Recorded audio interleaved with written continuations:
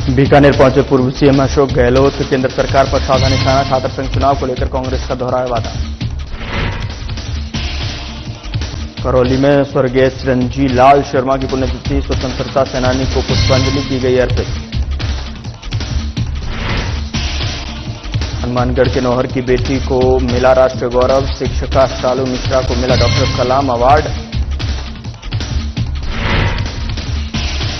करौली में प्रजापति समाज की बैठक संपन्न। विकास और पद यात्रा को लेकर हुई बैठक। संरक्षक रामेश्वर ठेकेदार की अध्यक्षता में हुई बैठक।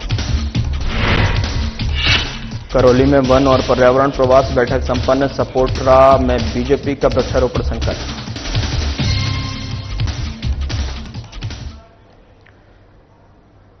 नमस्कार, मैं हूं आपके साथ गौरव राजेंद्र। बुलेटिन की शुरुआत करते हैं। राजस्थान के पूर्व मुख्यमंत्री अशोक गहलोत हावड़ा बीकानेर ट्रेन से बीकानेर पहुंचे, जहां रेलवे स्टेशन पर कांग्रेस कार्यकर्ताओं ने उनका भव्य स्वागत किया।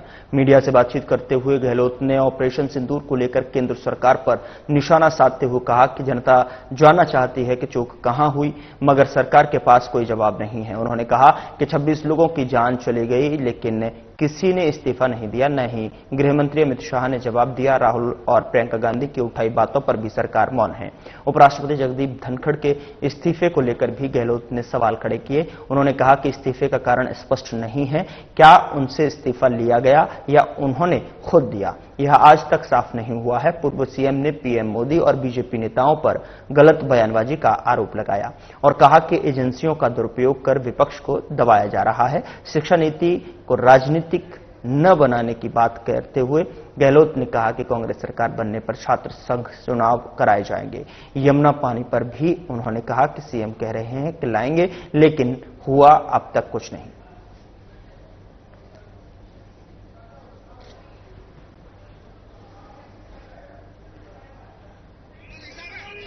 देशवासी चाहते हैं कि 26 लोगों को जो मौत के घाट उतारा था बड़ी मार्मिक तरीके से, उसमें चूक कहां हुई, अभी तो कोई जवाब आ नहीं रहा। चूक कैसे हुई, क्यों हुई और उसके लिए क्या पनिशमेंट दिया गया लोगों को, यह भी एक बड़ा मुद्दा होता है। किसी बड़ी घटना होती है तो चूक किससे हुई, किस स्तर पर हुई।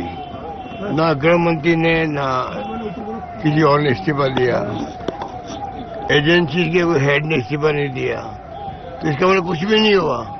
तो जनता वो जवाब चाहती थी कि जनता चाहती थी कि इतनी बड़ी घटना के बाद में किनको आप पनिशमेंट दे रहे हो और चूक कहाँ हुई, इसकी इंक्वायरी हुई है क्या, कोई रिपोर्ट नहीं आ रही है। और कल जवाब में भी कोई स्पष्ट रूप से कोई बात नहीं आई।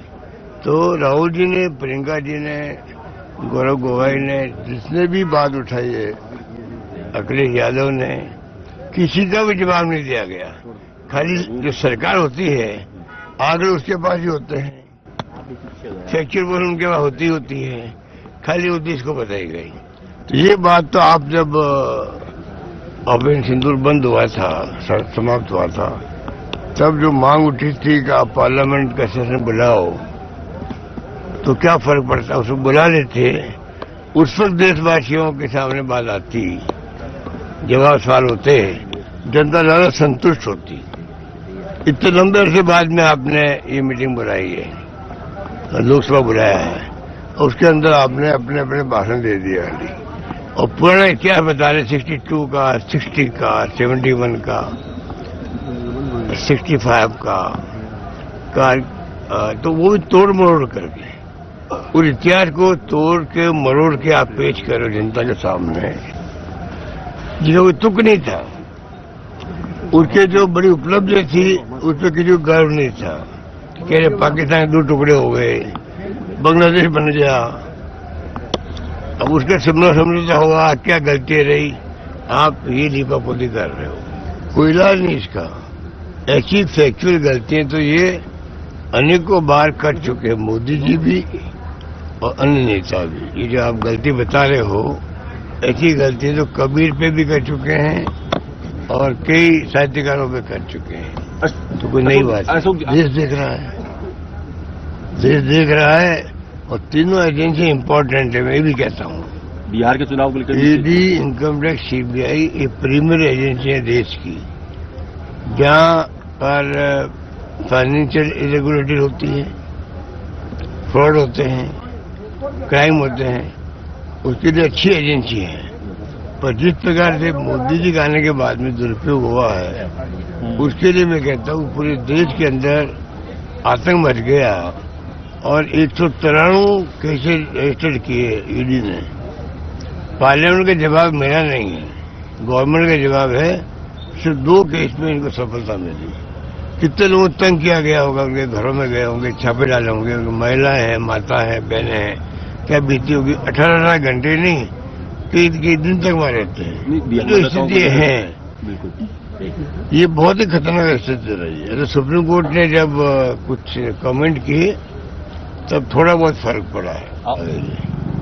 एक संवैधानिक पद पे बैठा हुआ व्यक्ति, धनखड़ साहब शिकायत कांग्रेस की बहुत रही है, विपक्ष की रही, विपक्ष की भी रही पार्टियों की, परंतु धनखड़ साहब को जिस रूप में मजबूर किया गया या वो खुद इस्तीफा दिया, उन्होंने इस्तीफा दिलवाया गया, ये तमाम बातें रहस्य बनी हुई है। तो संवैधानिक पदों पे जो बैठते हैं, एक पार्लियामेंट के मेंबर भी कोई इस्तीफा देता है या कोई अच्छी बात बोलना चाहता है, या वो किसी पार्टी का है, किसी पार्टी की बात करता है, वो भी स्पष्टीकरण देता है, उसके अंदर स्पष्टीकरण देता है। और एक उपराष्ट्रपति जी का इस्तीफा हो गया देश के अंदर और इतने दिन हो गए हैं, अभी तक भी ना तो वो कोई बोले, ना उन्होंने पैर से बात करी है, न सरकार ने कोई बताया है कि हमारे उपराष्ट्रपति चुने हुए थे, वो किन कारणों ने इस्तीफा दिया। क्या सरकार में नाराज थी, इस्तीफा की थी मंत्रियों के बीच में या प्राइम मिनिस्टर के बीच में या धनखड़ साहब के बीच में, क्या किसी को नहीं मालूम है। और वो भी मौन धारण किए हुए हैं। तो ये घटना मामूली नहीं है।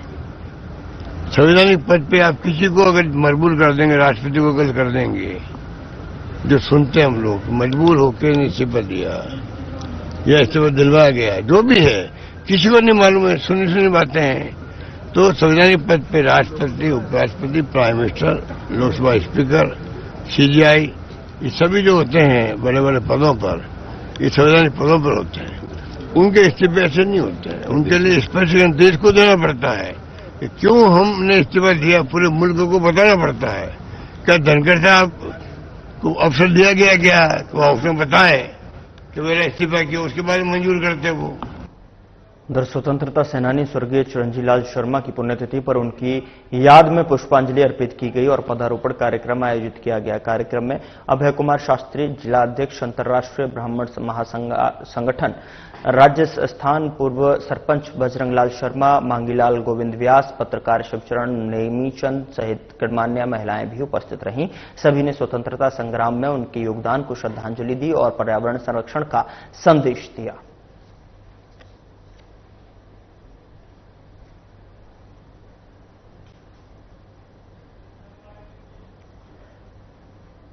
नोहर की होनहार शिक्षिका शालू मिश्रा को जयपुर स्थित राजस्थान इंटरनेशनल सेंटर में आयोजित डॉक्टर कलाम यूथ लीडरशिप कॉन्फ्रेंस 7.0 में डॉक्टर कलाम यूथ लीडरशिप अवार्ड से सम्मानित किया गया। ख्वाब फाउंडेशन द्वारा 26 से 28 जुलाई तक आयोजित इस कार्यक्रम में उन्हें उनके उत्कृष्ट लेखन और नवाचारी शिक्षण कार्यों के लिए असम की शिक्षाविद डॉक्टर अर्चना भट्टाचार्य, अध्यक्ष मुन्ना कुमार और प्रसिद्ध कलाकार रामचंद्र चौहान द्वारा सम्मानित किया गया।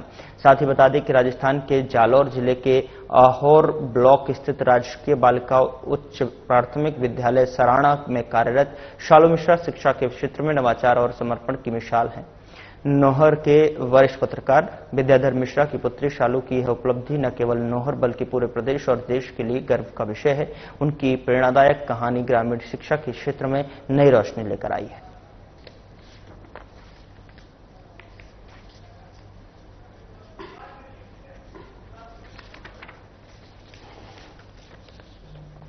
नोहर की बेटी को राष्ट्र गौरव सम्मान से नवाजा गया है। शिक्षिका शालू मिश्रा को डॉक्टर कलाम अवार्ड से सम्मानित किया गया है।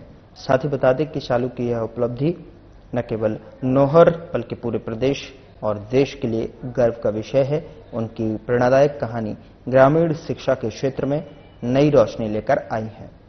ख्वाब फाउंडेशन द्वारा 26 से 28 जुलाई तक आयोजित इस कार्यक्रम में उनके उत्कृष्ट लेखन और नवाचारी शिक्षक कार्यों के लिए असम की शिक्षाविद डॉक्टर अर्चना भट्टाचार्य, अध्यक्ष मुन्ना कुमार, प्रसिद्ध कलाकार राम सिंह चौहान द्वारा सम्मानित किया गया।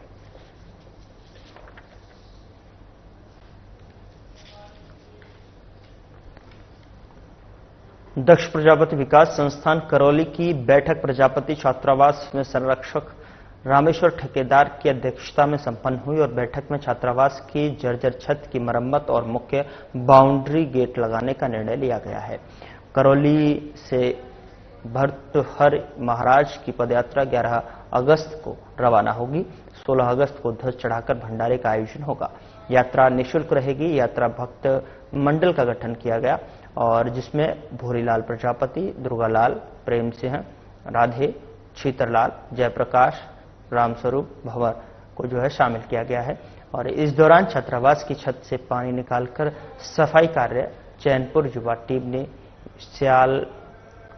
सियालाल, दशरथ, विष्णु, शिवकुमार, मनसुख और रामवीर के नेतृत्व में किया। बैठक में गंगाराम प्रजापति, लखनलाल, फिर सिंह, रूप सिंह, हेमराज, मिश्रीलाल, पिंटू सहित समाज के कई सदस्य मौजूद रहे।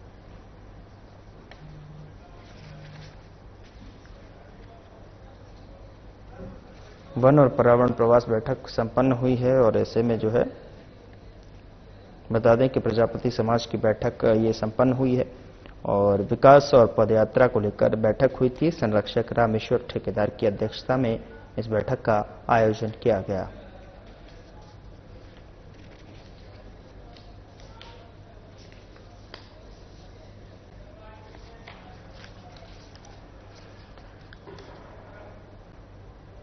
भारतीय जनता पार्टी मंडल सपोटरा ग्रामीण द्वारा आयोजित वन और पर्यावरण प्रवास कार्यक्रम की बैठक धूलवास स्थित कलाधारी हनुमान मंदिर में मंडल अध्यक्ष रामधन मीणा की अध्यक्षता में आयोजित हुई। कार्यक्रम के मुख्य अतिथि जिला महामंत्री सुरेश शुक्ला थे, जिन्होंने जल जीवन मिशन की टंकी के प्रांगण में पौधा लगाकर कार्यक्रम का शुभारंभ किया। इस अवसर पर सुरेश शुक्ला ने अब तक लगाए गए पौधों की सराहना करते हुए सभी कार्यकर्ताओं से पौधों की देखभाल की जिम्मेदारी निभाने की अपील की। उन्होंने प्रत्येक बूथ पर 50-50 पौधे लगाने के लक्ष्य को पूरा करने का संकल्प लिया और कार्यकर्ताओं को सार्वजनिक स्थानों पर लगाए गए पौधों की सुरक्षा सुनिश्चित करने की बात कही। मंडल अध्यक्ष रामधन मीणा ने आगामी 5 अगस्त 2025 तक दिए गए लक्ष्यों को पूरा करने का विश्वास जताया है और कार्यकर्ताओं का आभार व्यक्त किया है। कार्यक्रम में कई पदाधिकारी और कार्यकर्ता उपस्थित थे।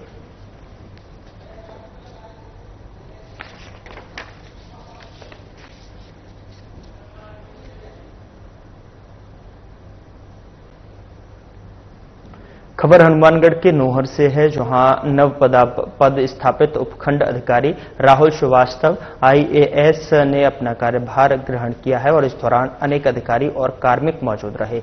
यहां नियुक्त हुए एसडीएम राहुल श्रीवास्तव ने कई विभागों के अधिकारियों के साथ बैठक लेकर क्षेत्र से जुड़ी समस्याओं के संबंध में जानकारी प्राप्त की। दोपहर बाद उन्होंने गोगामेड़ी पहुंचकर 9 अगस्त से प्रारंभ होने वाले उत्तर भारत के सबसे बड़े गोगामेड़ी मेले की कई व्यवस्थाओं और तैयारियों का जायजा लिया। उन्होंने मेला क्षेत्र में साफ सफाई, बैरिकेडिंग, यात्रियों के लिए छांव, पानी की सुविधाओं की तैयारी का भी जायजा लिया। इस दौरान उन्होंने अधिकारियों को आवश्यक दिशा निर्देश दिए। मीडिया से बातचीत में राहुल श्रीवास्तव ने बताया कि क्षेत्र के जुड़े मुद्दों का हल करवाना और आमजन की पीड़ा को सुनकर उनको त्वरित न्याय दिलाना उनकी प्राथमिकता रहेगी।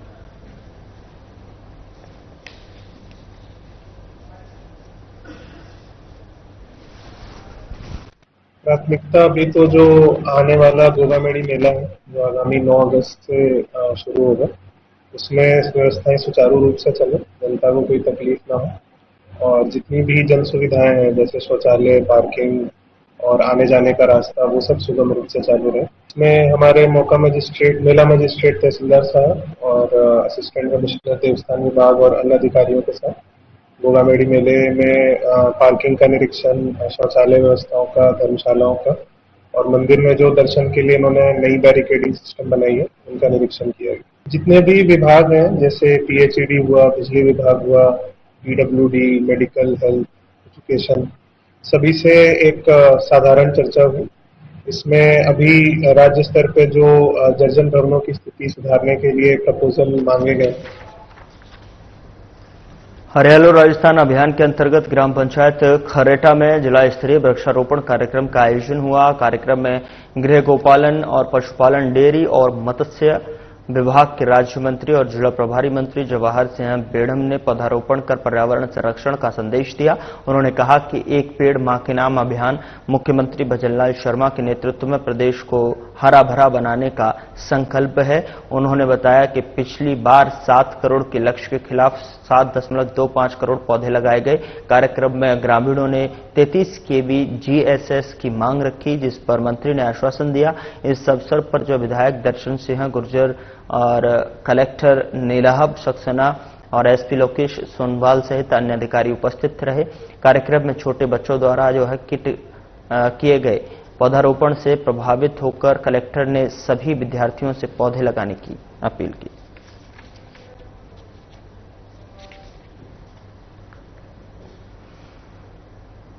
जिला पुलिस अधीक्षक विकास सांगवान ने मंगलवार को बसीडांग और सोनेका गुर्जा पुलिस थानों और सेवरपाली पुलिस चौकी का निरीक्षण किया।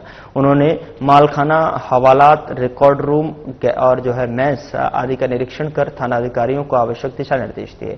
एसपी ने फरियादियों की शिकायत को गंभीरता से लेने और समय पर निस्तारण सुनिश्चित करने के निर्देश दिए।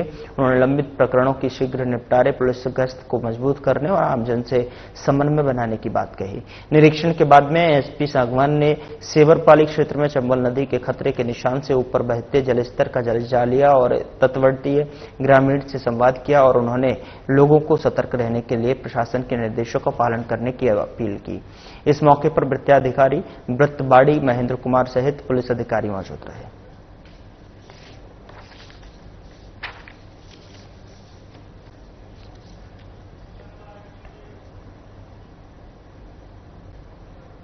उधर भरतपुर जिले के रुदावल तहसील के गांव नाथपुरा में जर्जर विद्यालय भवन में बच्चों के पढ़ने का मामला सामने आया है, जहां लोगों का कहना है कि नन्हे मुन्ने बालकों की सुरक्षा के साथ खिलवाड़ किया जा रहा है, जिसके चलते लोगों ने सांकेतिक विरोध प्रदर्शन किया। वहीं सूचना पर शिक्षा विभाग, सीबीओ कार्यालय रूपवास के अधिकारी भी मौके पर मौजूद रहे और आपको बता दें कि जिन्होंने स्कूल का निरीक्षण किया और जर्जर बिल्डिंग भवन का उपयोग न करने के लिए विद्यालय स्टाफ को निर्देशित किया। मौके पर ग्रामीणों ने बताया कि गांव नाथपुरा में स्कूल बिल्डिंग जर्जर हालत में है और ऐसे में कभी भी हादसा हो सकता है। वहीं विद्यालय में शिक्षकों ने बताया कि विभागीय अधिकारियों और जनप्रतिनिधियों को मौखिक और लिखित कई बार अवगत कराया गया है, लेकिन कोई सुनवाई नहीं होती। वहीं ग्रामीणों ने भी खुले शब्दों में कहा कि जल्द ही बिल्डिंग में मरम्मत या फिर नई बिल्डिंग नहीं बनी तो अपने बच्चों को पढ़ने के लिए नहीं भेजेंगे।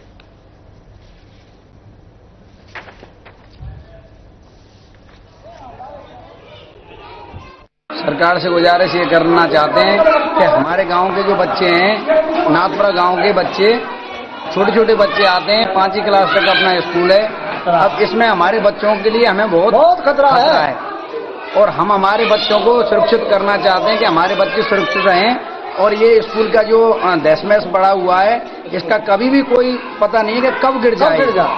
चारों तरफ से दीवार, दोनों स्कूल की दोनों बिल्डिंग पूरी खराब हैं। हमारे गुरुजी ने, हमारी मैडम ने शिकायत कई कर दी है, 2024 में भी की है और अभी प्रेजेंट में भी 2025 में भी करी है और उनके पास में उनकी भी कोई सुनवाई नहीं हुई है। और हमारे गांव वालों से भी कहा था गुरुजी ने और मैडम ने, और अभी किसी की सुनवाई नहीं है। हमने सारे प्रशासन से बोला है, अभी सरपंच और सेक्रेटरियों से भी।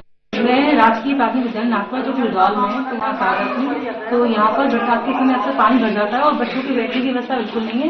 यहाँ का जो ये वाला पोर्शन है, जो एक बरामदे वाला पोर्शन है, वो पूरा जल रहा है, जहाँ पर बच्चों को बिल्कुल नहीं बैठा सकते। और एक जो एबीएल कक्षा है, उसमें सारी कक्षाएं संचालित है बरसात के समय। ये छोटे सा ये कस्बा है, गाँव नाथपुरा है, रुदावल की उसमें आता है पंचायत में। और इसमें जो स्कूल को देखते हुए, जो स्कूल को देख रहे हैं अभी आप, ये गांव वाले भी देख रहे हैं मैडम और अपना एक स्टाफ जैसे गुरुजी भी हैं, उनको भी ये मालूम है, सब कुछ देख रहे हैं कि कितना पानी बरसात का इसमें भर रहा है। बरसात में पानी भरने से कितना क्षतिग्रस्त, जैसे छत है इसकी, एक बार पहले भी इस बिल्डिंग की दूसरी बारी जो बिल्डिंग थी उसमें अपना ये पट्टी टूट के गिर गई थी।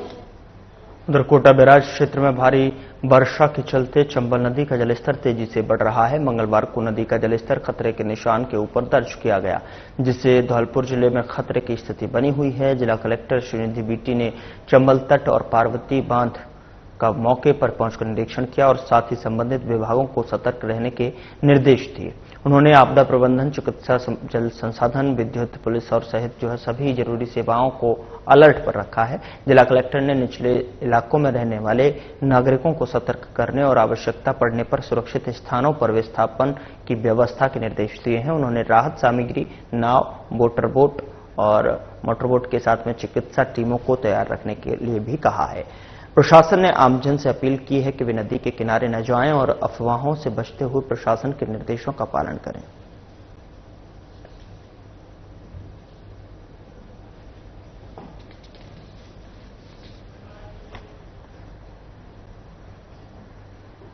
करौली जिले ने नीति आयोग की संपूर्णता अभियान में सभी 6 संकेतकों में 100% उपलब्धि हासिल कर राज्य में अग्रणी स्थान प्राप्त किया है। सोमवार को मुख्यमंत्री भजनलाल शर्मा ने मुख्य आयोजन अधिकारी अंकित गुप्ता को जयपुर में आयोजित राज्य स्तरीय सम्मान समारोह में स्वर्ण पदक प्रदान कर जिले की इस उपलब्धि को सम्मानित किया है। जिला कलेक्टर नीलाभ सक्सेना के नेतृत्व में स्वास्थ्य, पोषण, कृषि और शिक्षा के क्षेत्रों में करौली जिले से टीकाकरण, स्कूली नामांकन और पोषण सुधार सहित सभी लक्ष्यों को सफलतापूर्वक पूरा किया। सुनियोजित रणनीति, विभागवार 3 महीने की कार्य योजना, संसाधनों और का समुचित आवंटन और नियमित मॉनिटरिंग से यह सफलता संभव हुई है। बता दें कि ब्लॉक मासलपुर ने 5 संकेतकों में सफलता पाकर रजत पदक प्राप्त किया है। करौली मॉडल अन्य जिलों के लिए प्रेरणा स्रोत है।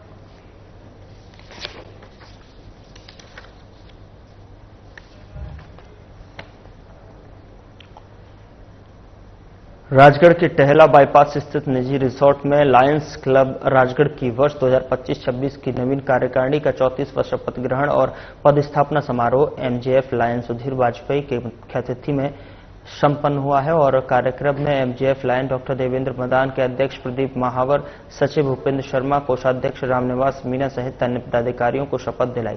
पीएमजेएफ लायन सुमेर जैन मुख्य वक्ता रहे। एमजेएफ लायन ऋषि फतेहपुरिया और लायन गायत्री सेठी ने अपने विचार व्यक्त किए। अध्यक्ष प्रदीप महावर ने अपने कार्यकाल में सदस्यों को सेवा कार्यों में सहयोग के लिए स्मृति चिन्ह और पिन देकर सम्मानित किया और उन्होंने आगामी वर्ष के लिए जाने वाले सेवा कार्यों की जानकारी दी है। सचिव भूपेंद्र शर्मा ने पूर्व कार्यकारिणी के समाज सेवा कार्यों का विवरण प्रस्तुत किया। कार्यक्रम का संचालन एनएल वर्मा ने किया है।